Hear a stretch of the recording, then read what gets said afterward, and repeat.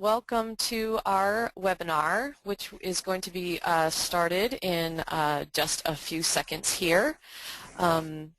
So we are here today to present to you More Than a Nice Thing to Do, using practice-based evidence for outcome evaluation in Native youth programs.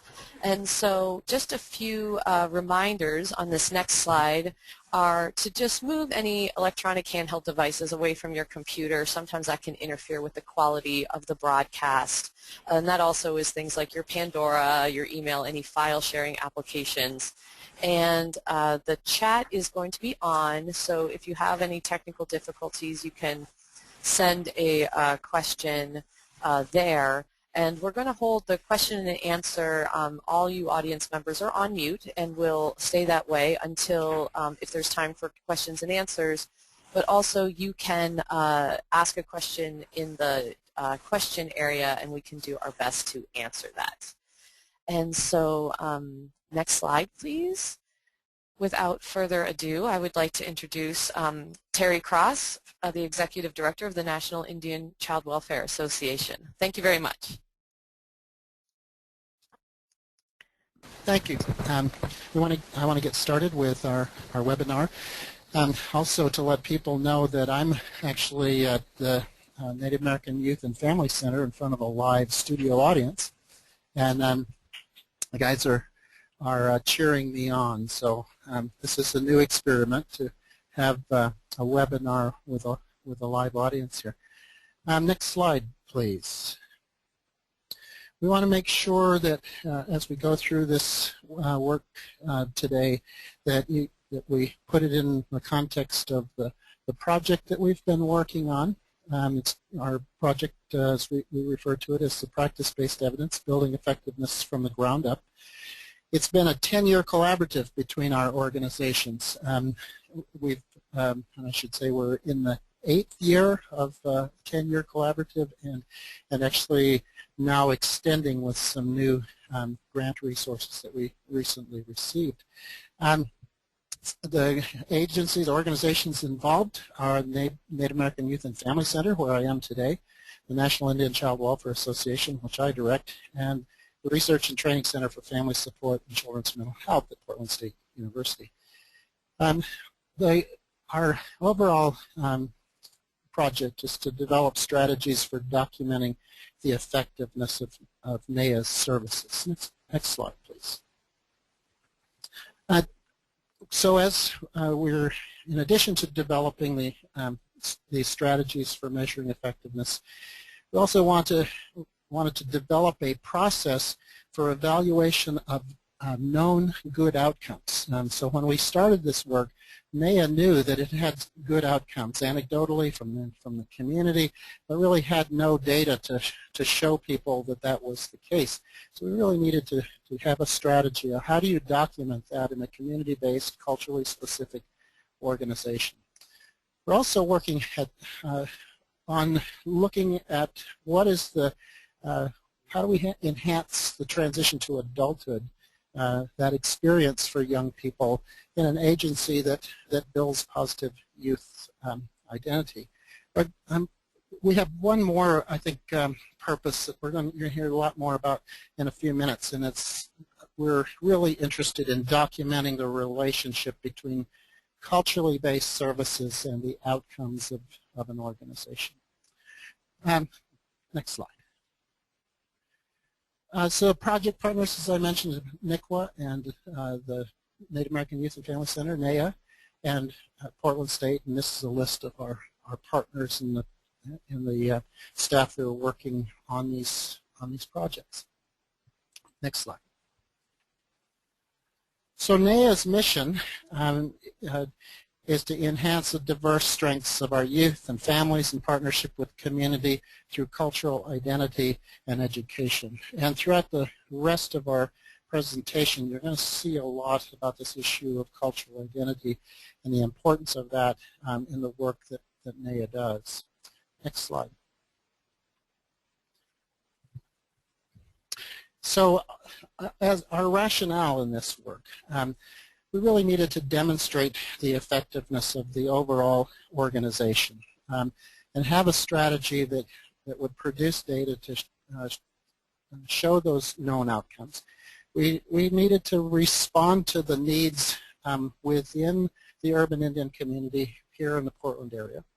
And this is an organization that wants to be the best it can be, so the information from this work has to feed back into a continuous development process for NAIA's services and training staff and making sure that they're using the tools that really help youth the most. We had to really begin providing an evidence base for culturally rooted services. The sense and feeling of the community was that they knew that culturally based services were important, but again, not having data to demonstrate that to funders to show what the impact is for youth. So we had to really focus our work on producing evidence in that regard. And in order to do that, we really needed a methodology that was culturally grounded and grounded in a way that it could be replicated in other community-based organizations that used cultural interventions. In addition to that, we were working in an environment in which there's increasing demand on agencies like NAIA to use evidence-based practice or to be able to demonstrate the effectiveness of their programs. And in Oregon, there was a law passed, Senate Bill 267, requires agencies who are receiving state funding to use evidence-based practices. And there was a large concern that in an organization like NAIA that it would jeopardize the ability to do community-based, culturally specific services because there are no declared evidence-based practices that are grounded in the work that NAIA does. So we wanted to make sure that there was an alternative to the usual evidence-based practice approach, and thus our adoption of the term practice-based evidence. We wanted to look internally at the practice itself and to document rigorously the outcomes that are associated with the work that's done here. This is what I think of as a deep collaboration. It is a project, next slide please, a project that really requires that each of the three partners in this work have equal standing, and we come to it each with strong requirements and our desire to add to the field. For NAIA, it's the quality of their services. For NICWA, it's being able to advocate for community-based and culturally based services, and for the university, it's about methodology and being able to show the effectiveness of services for young people and to partner with communities with the community-based participatory research models. So each of us in our own way come to this project, and it's been a really strong collaborative for that reason. One of the major problems I mentioned, we're in this environment of evidence-based practice. One of the major problems with that culturally is there's a built-in bias that comes with any type of research, but based on what are the research questions involved. And in this case, we said that if we want to know, if we want to measure success of the project, we need to ask our local community, what does it mean to have a successful Native youth? What is a successful Native youth in Portland, Oregon? We were avoiding having somebody else define what was a good outcome. We felt like we needed to define that outcome ourselves. We're going to talk a lot more about that. This project, next slide please, is rooted in a cultural framework itself. This is the relational worldview. In order to really understand our the outcomes at NAIA, we really had to look at the very underpinnings of what constitutes the service framework. And NAIA is an organization that pays attention to the whole person. Because it's culturally grounded, it pays attention to the youth's and family's mind, body, spirit, and the context around them.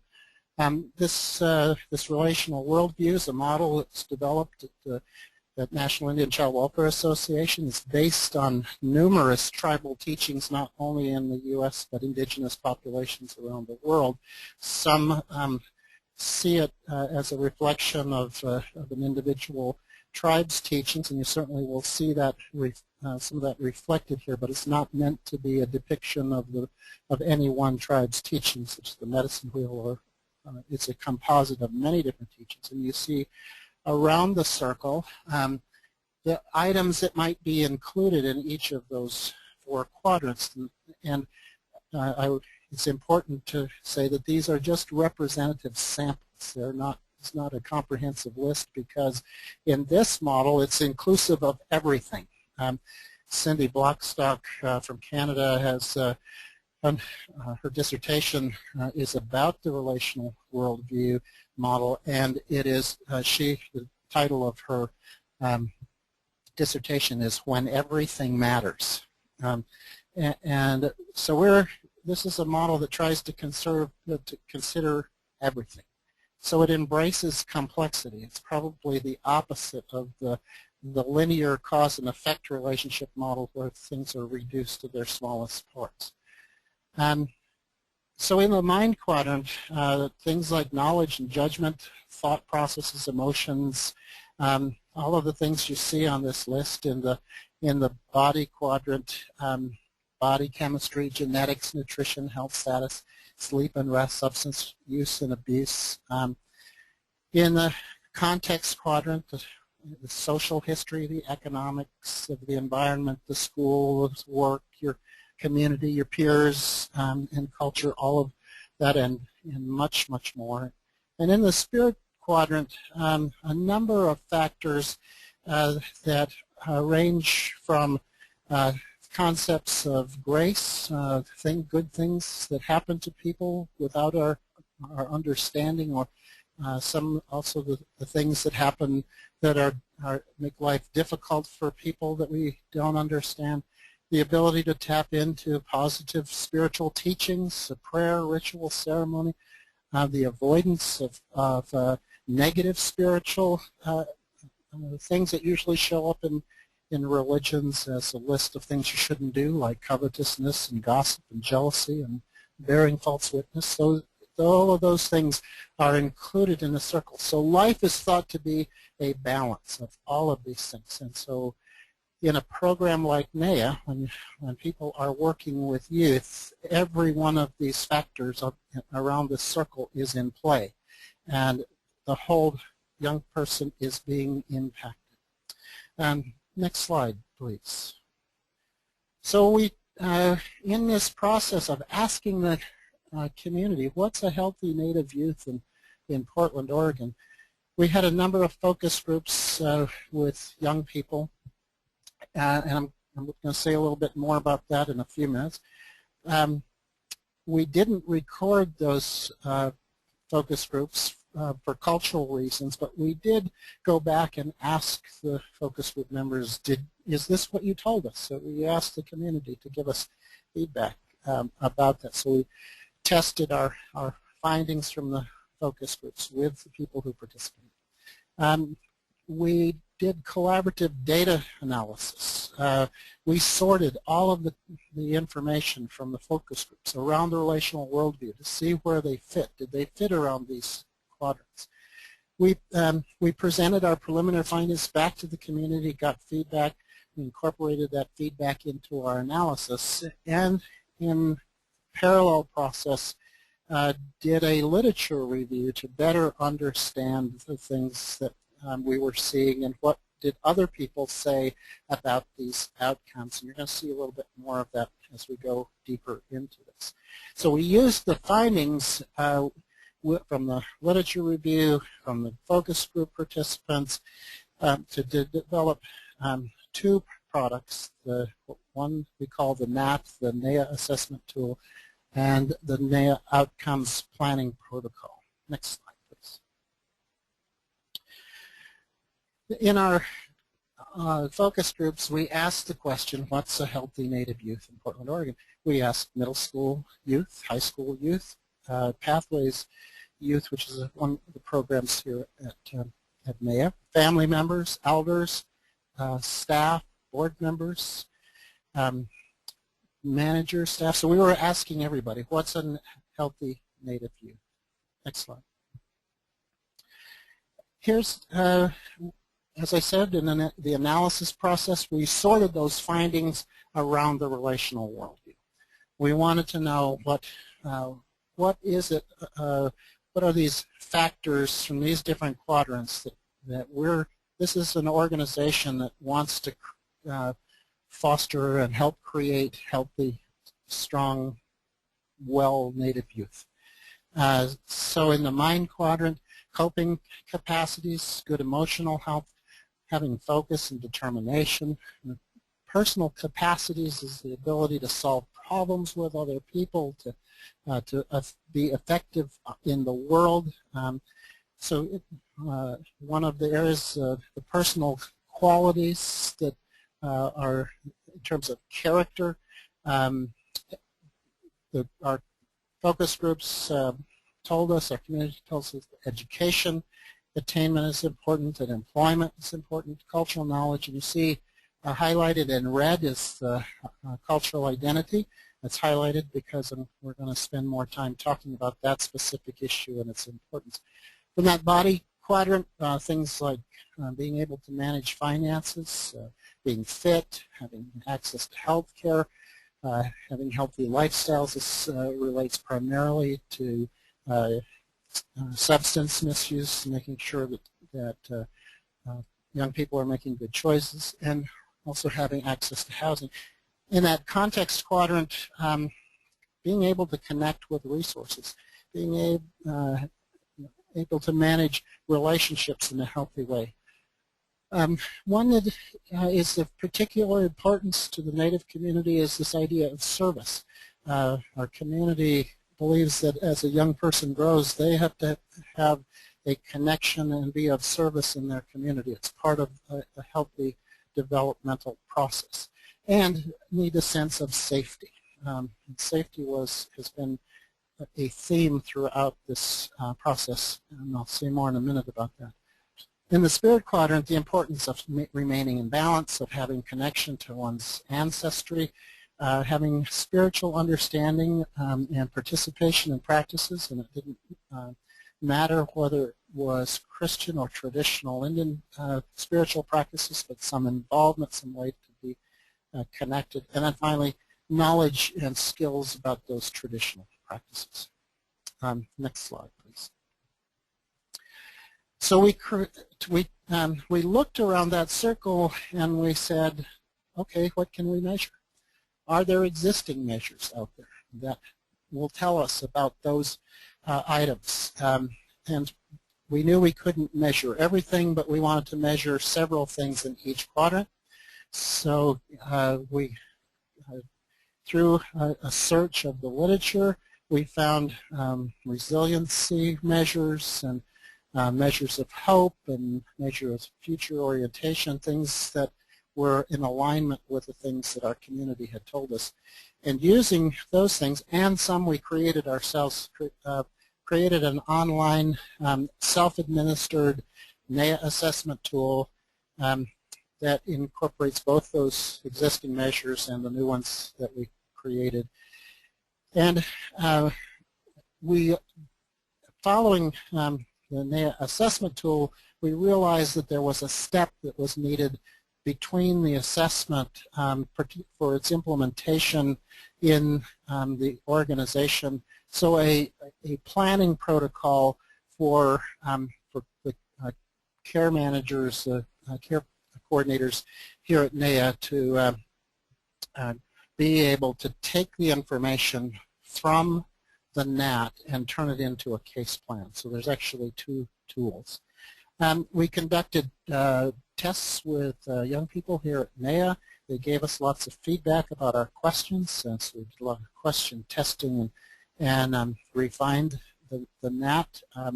And then we were able to make sure that that feedback got put into the height. Okay, next slide. An important part of this project, just during the time that we've been working on this, NEA was able to acquire a software package called Efforts to Outcomes, ETO, and we were able to, initially the NAT was put into SurveyMonkey that could be administered easily, and with a great deal of support from the staff here at NEA, it was the questions were put into ETO, which we're very pleased with being able to then embed in NEA's practice, right in the case record, the NEA assessment tool. It's one of our objectives in this work is to have evaluation research so much a part, ingrained so deeply with the practice that the worker, the person working with the youth doesn't have to worry about doing anything. It's built into the tools that they use to serve the youth. So if the tools are right and the software can record that information, then by de facto we're getting outcomes data that can be reported to funders. We also have had some really interesting developments of the sidebar. When you get this information, you really learn what the needs are, and you can actually plan around the needs that youth are presenting in the NEA assessment tool in the NAT. And we've been able to summarize several domains to give feedback to the staff about what areas need work or where the strengths of particular youth are. Next slide, please. We also needed to know what does NEA do to bring about the changes that we were looking for. How does NEA support youth development, strengthening youth?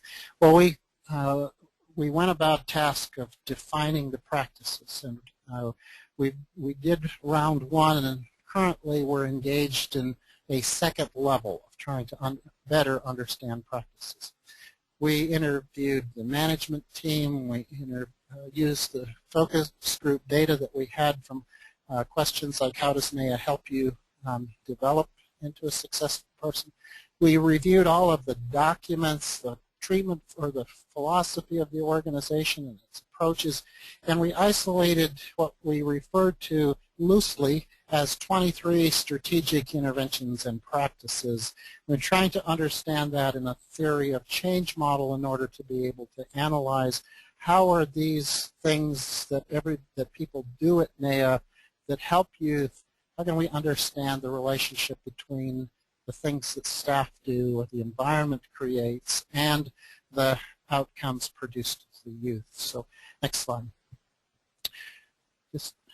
So here is what we learned, the 23 strategic cross-functional activities or practices. These aren't programs.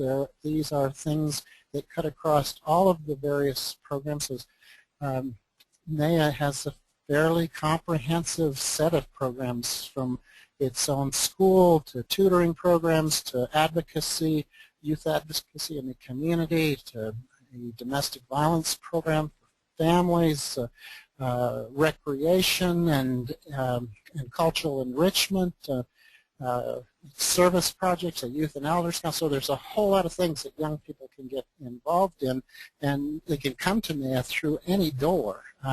And young people come here that somebody may have done a diagnosis, or they may have a problem somewhere. But the thing that I think is fairly unique about NEA is when you come in the door, you're treated like a competent young human being, and you're put to work right away.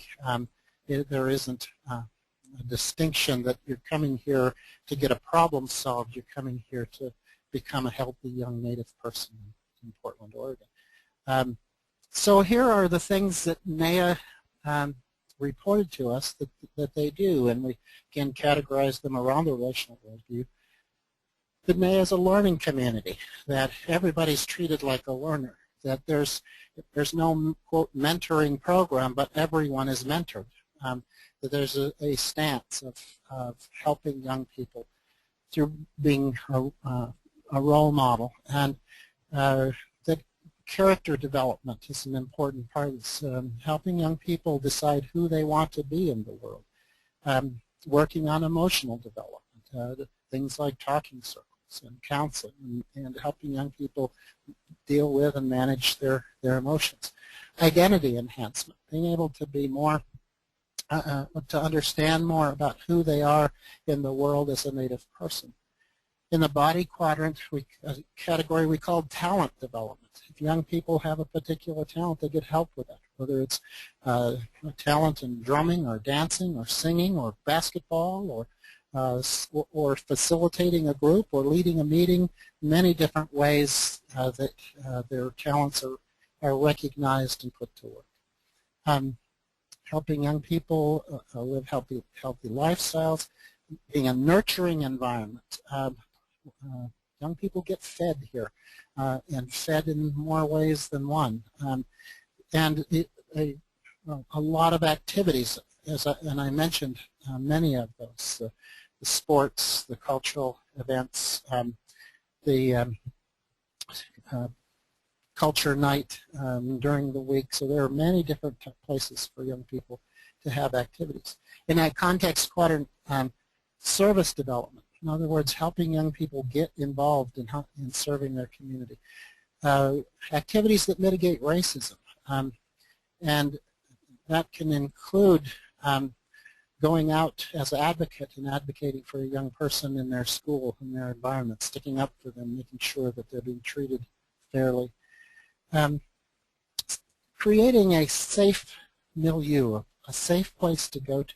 Many times this is the safest place that young people have to be, and to have it be a haven that young people want to come to is an important part of what's done here. Building community, providing case management services, linking young people to various services and making sure they operate well, supporting their families, working on social justice and actually engaging young people in the process of working on social justice issues, like the Youth and Elders Council that I already mentioned. And then in the spirit quadrant, making sure young people have access to ceremony. They work on cultural preservation, developing that personal sense of vision of who am I, using this holistic response, and having high expectations. The sense of hope and future orientation is so important. Next slide. So as I mentioned, we discovered that the move from just to have good assessment data about where a young person is at informs practice, but it didn't lend itself to developing a case plan easily. And it's one thing to get good information across all of these different quadrants. It's quite something else to help a young person decide what they want to do with that. So we took the information from the focus groups and created a planning protocol, and coupled that with what we knew about effective practice, these 23 items, and then we could begin to incorporate that into a process of a strengths-based outcomes planning protocol. Next slide, please.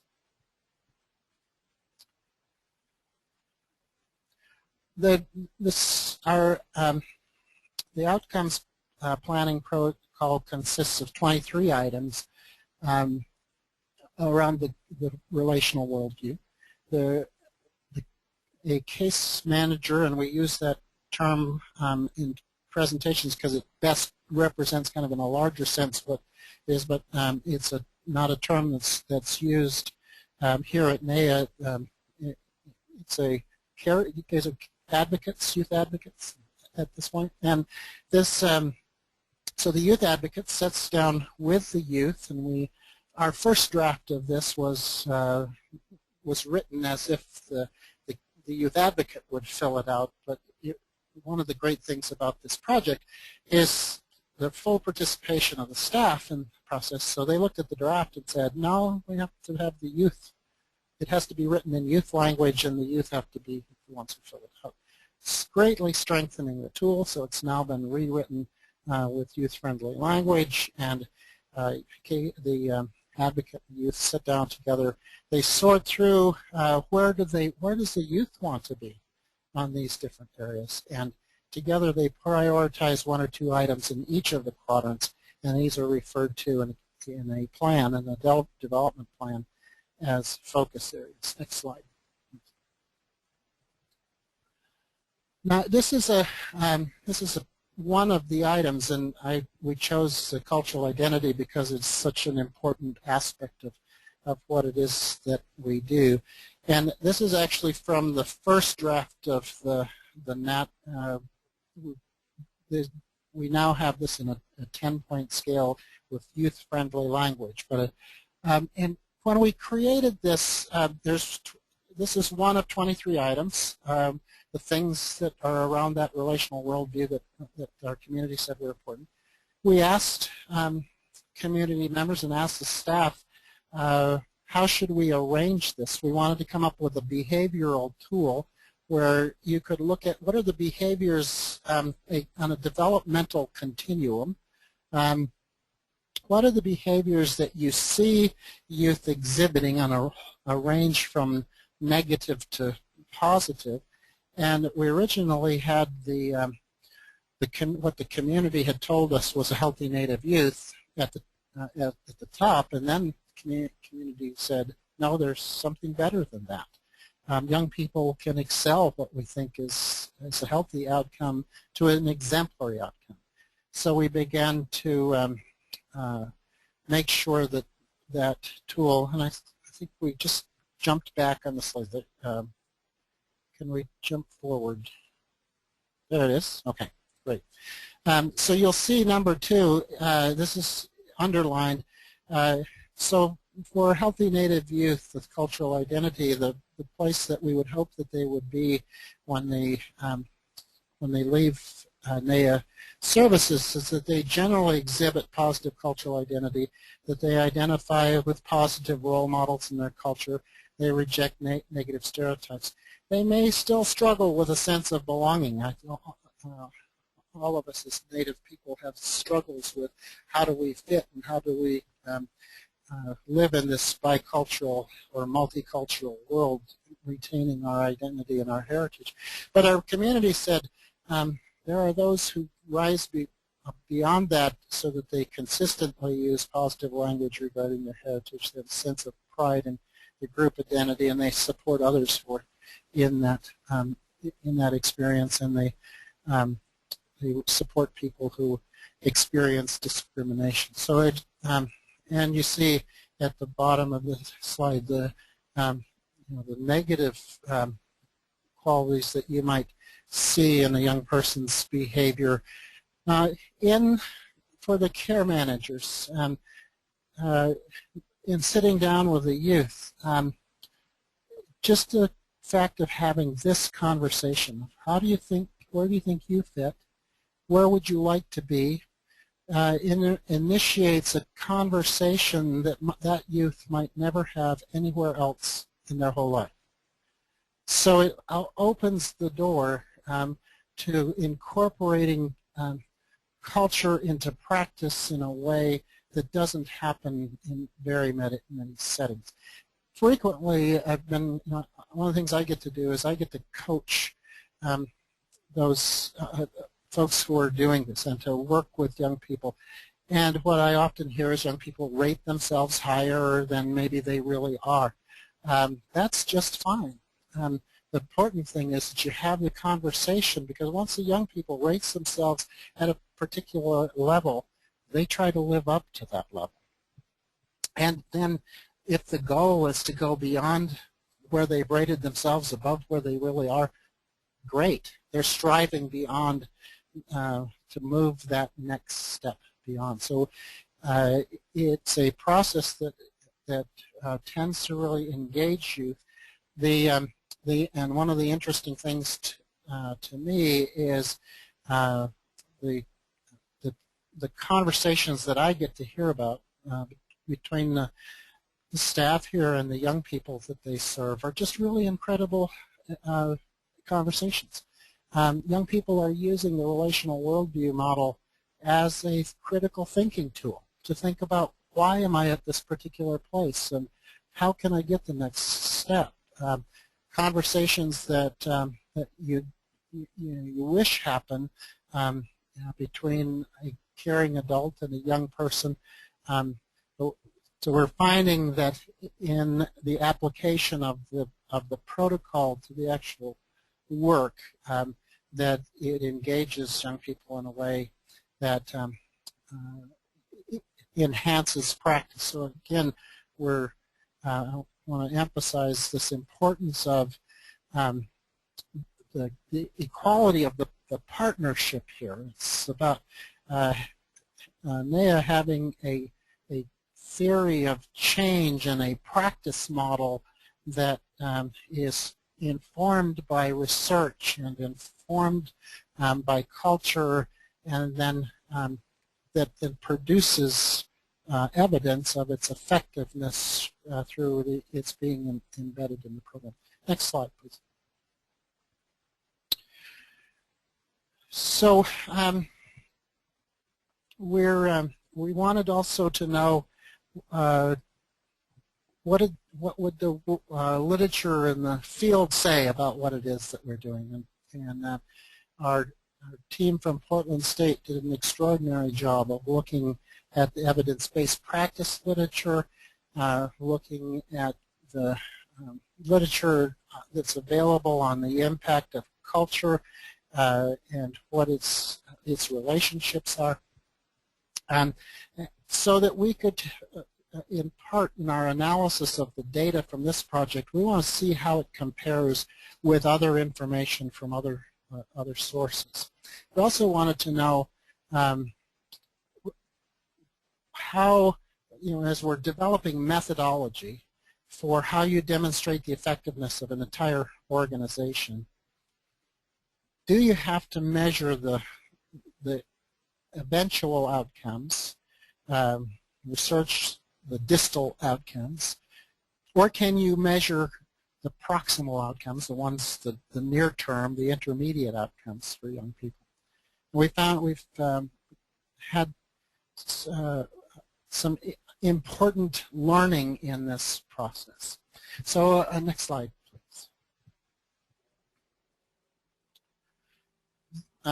This slide is one of the most interesting outcomes of our work, I think. On the left-hand side are the items that are several of the items that we're measuring. On the right-hand side are all of the items that are looked at in the evidence-based practice literature from our literature review. And those that are colored red on the slide are those that our community said were important outcomes. So you can see that there's this whole list on the left that our community told us were important outcomes in our work. We looked at the evidence in the literature about are there relationships between these outcomes that are measured in evidence-based practice studies and the wisdom of our community that says here's a healthy Native youth. You can see the linkages where there's existing known research-based relationships between community-mindedness and four outcomes: positive cultural identity, I believe it's 8, school belonging, reduced perceived discrimination, hope, spirituality, positive relationships with adults. So what we're finding in terms of methodology is that it's not really necessary to measure these ultimate outcomes. We need to know whether this program produces the items that our community has said are effective, because we know that those are related to the longer-term outcomes. And one of the things now with the data that's going into the NAT, and it's so so important that the team here at NEA are working to get young people to make sure that they take the NAT and do the follow-up, because the data that's coming into ETO right now is affirming that these relationships also exist here at NEA. And if we can tell that story to the funders, and we can tell that story to policymakers, we can make a great contribution to how these services are funded across the nation. So this is I think of this as exciting work, and important collaboration for the quality of services that are provided right here at NEA, for what it means for Native young people across the country, and what it means in terms of the contribution to research into how evidence is demonstrated. Next slide, please. So in this, I just wanted to take the one item that we've been emphasizing throughout the webinar, the cultural identity. That cultural identity is a definition of a person's sense of pride in their ethnicity or their origin, and it is an identification as a social category, but it is a sense of being and a sense of belonging over time. Next slide, and you'll see just with this one item, the graph that you saw just a minute ago, these are the areas that are now linked with a positive cultural identity: reduced prevalence of suicides, school success, reported increases in sense of school belongingness, stronger adherence to anti-drug norms, higher self-esteem, higher social functioning, increased resilience, positive health, better psychological health. So we know also from even more recent data that as cultural identity goes up, involvement in delinquency goes down, involvement in violence goes down. So we're learning a lot about how important it is that we address these protective factors in young people's lives, and we're really fortunate to be in a place that focuses its effort on positive youth development and sees the value of increasing these strengths and not trying to solve the problem that a youth walks in the door with, but greets them and says, "Hey, we've been waiting for you. Come over here, we'll put you to work, and by the way, this is how you greet an elder." And so just that learning and that stance with our young people is so important. Next slide.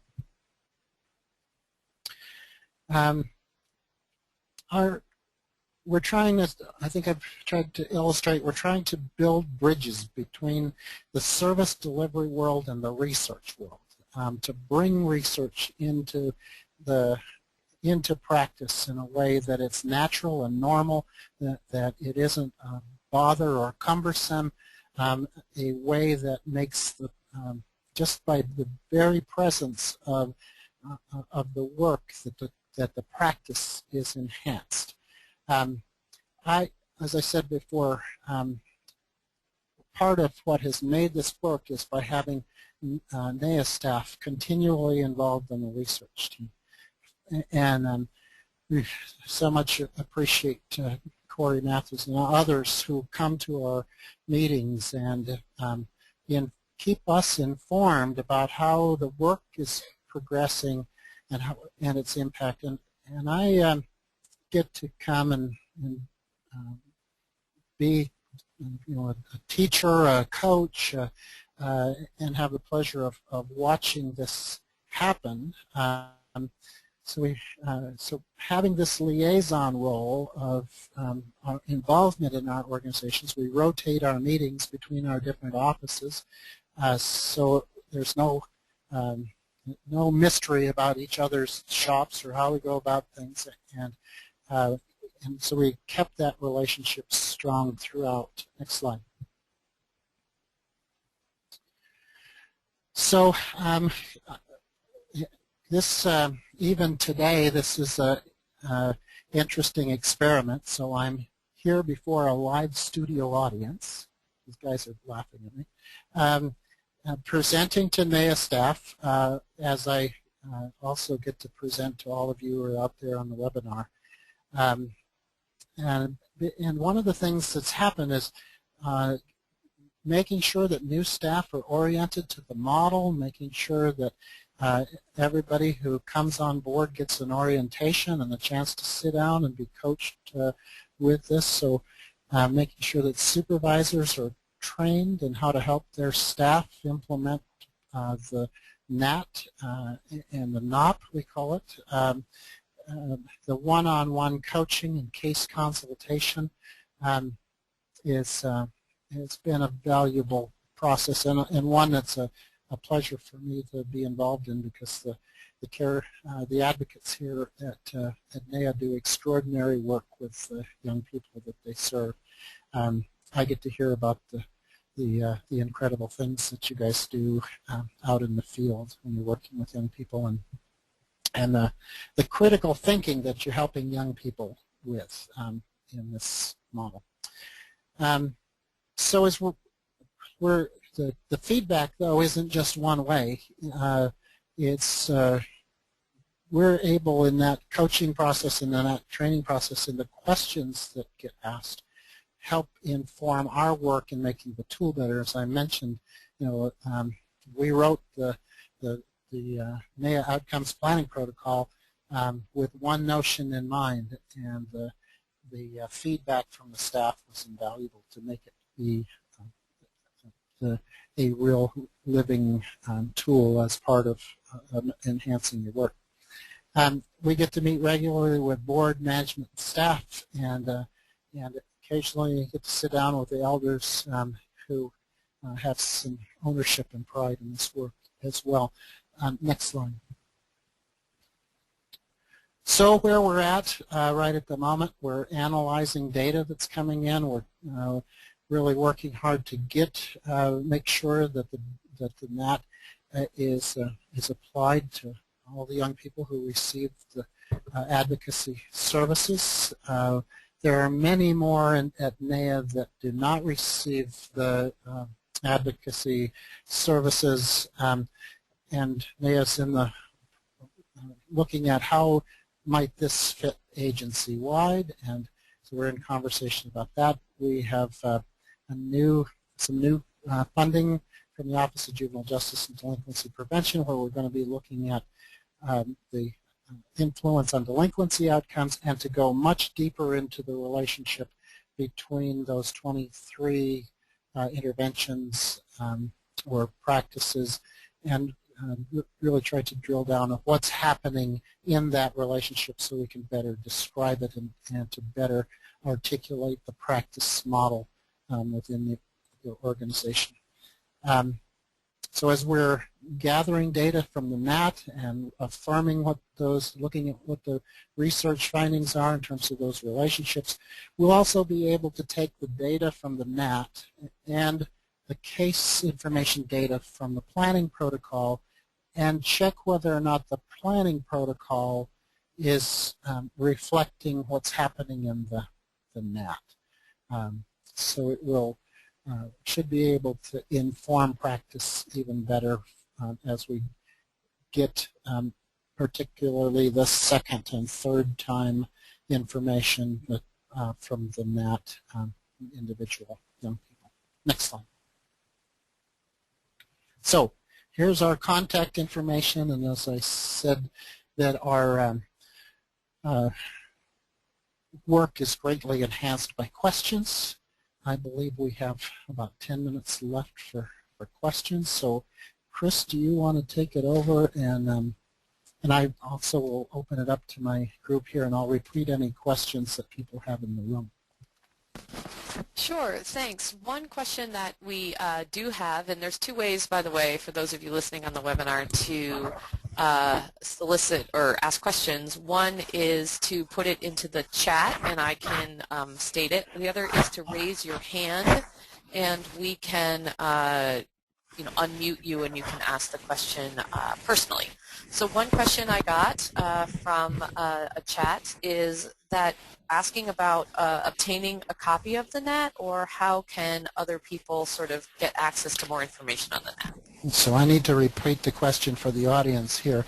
Okay. The one question that came in over the from the audience in the webinar was, can they get a copy of the net? We have not shared that because of its specific application here at NEA, but we have, when we have had requests, we've actually talked with people on an individual basis about that. So, and I wonder if I could certainly hand off the mic if you want. Barbara, do you want to comment on that?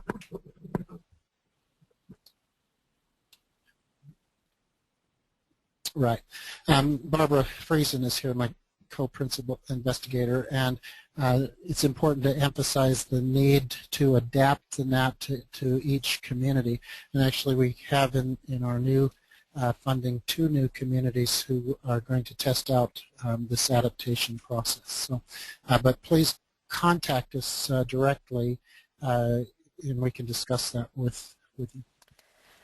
I have thank you so much for that answer. I have a very similar question actually to what you're alluding to, which is somebody here is writing that they have just started a program for adolescents in their location. Could they implement this model for substance abuse treatment? The question for our group here is, could this be model used for substance abuse treatment? And my thought and response is that very definitely. If you when I do training on the relational worldview, and I ask people to think about how different treatments are effective, and one of the 2 common approaches to working with substance abusing young people or adults, one is the sweat lodge ceremony. And people, it's hard to draw a cause and effect link between participating in a sweat lodge ceremony and an outcome. But if you use the relational worldview model, in the context quadrant, you never sweat alone. It's always done in a group of people in the context of, in a cultural context and a community context. In the mind quadrant, there are teachings about this lodge and how it's constructed and why it's done in a certain kind of way. There are stories about the history of the lodge. In that body quadrant, you sweat. Sometimes there are aromatic herbs. There's usually some kind of feasting process that goes along, maybe fasting before and feasting afterwards. And in the spirit quadrant, there are sacred songs and prayers and rituals that go on as part of that process. So here's one cultural intervention that's working all 4 quadrants. And so the person has a different experience as a result of participating in that. In the same way, think about AA, Alcoholics Anonymous. You go to group, you have a big book, you drink coffee, stay straight and sober, and you have your higher power. All 4 quadrants working in one intervention. So that's, my sense is that for Native people, it is a what I've heard from many, many Native people is that this is how they think, this is how they live their life. They just don't think, they don't articulate it in a way that they've ever put it together, but once you show it to them, they go, oh, that's my life. And so when you align the intervention with the worldview of the people served, I think you have a much better chance of getting positive outcomes.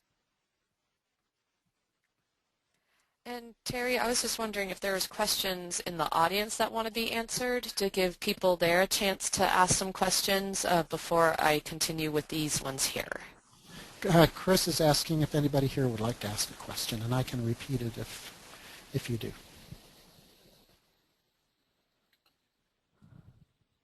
Yeah.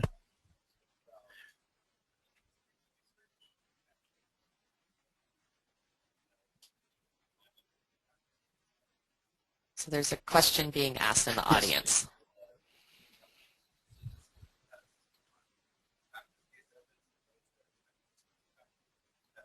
Good question. Right. Yeah. Exactly. The question is, will the NAT data produce the kind of research findings that we will know whether the differences in outcomes are statistically significant, basically? Okay. And the answer is yes. I think. And Chris, do you want to address that, because you're the person who actually does our crunching of the numbers? Let's see. Could you repeat the question? I'm sorry, I was answering another question privately on the chat, which is the disadvantage of the multitasking. Right. I'm sorry. Chris was answering another question on the chat. And so, Chris, the question was, will the NAT data produce information for us on this that's statistically sound, and so we can compare our research with evidence-based practice? And my answer I gave was yes. We will know. You're analyzing the data in the NAT to look at what those relationships are, very much like the findings we saw in evidence-based practice literature. Is that yes, so when we get the, yes, I think that's fair. When we get the follow-up data, what we'll be able to do is look at statistically significant, hopefully, obviously, improvements in different domains within those quadrants using those different measures. And then we would also, depending on what literature I can gather from some of these evidence-based practices, we could even then compare some of the effect sizes. So yes, I would say over time we'll be able to do that with that longer-term follow-up data. She says yes. We'll spend some time after we close, and we're fortunate. We have Barbara here. We'll spend some time talking with this audience. Questions that you might have online, Chris? One question is about sort of the measuring of and assessing the concept of therapeutic alliance in both the NAT and the NOB. Interesting. The question is coming in about measuring the notion of therapeutic alliance. And this is something we've been thinking about just recently, because we're looking at organizing this work around what's actually happening between the young person and the helper. And we're framing that in two different ways. One is, what's the relationship between the young person and individual helpers in the environment, whether they be the advocate or elders in the program. But we also want to know about that is there something in particular about the community-ness, the quality of this milieu that we're trying to understand. This new project that we have has a photo voice component to it. So we're actually going to be giving young people cameras and training them in the use of those cameras to take pictures of the things that they find helpful. And then we'll ask young people to come together, look at those photographs, and in a setting that helps inform us about what was it that they were seeing or feeling in the relationship with the adults around them that they wanted to take a picture of it because they felt helped at that moment, or they felt like this was something they wanted to tell other people. This is a really challenging area to get at, but we're excited. One of the things that's been so helpful in this research is to have young people participating, have community members participating, telling us. And we thought, what better way than to give young people a camera and say, take a picture of what helps. Great. Well, that is all the time we have for the webinar, and I thank everybody for attending both in person and online. A copy of these slides will be available along with the audio recording on the Pathways website under the Trainings and Webinar button or path within a couple of days, so I guess early next week. And again, thank you so much, Terry, for sharing the information and fielding all the questions. Thank you so much. All right. Goodbye, everybody. Bye.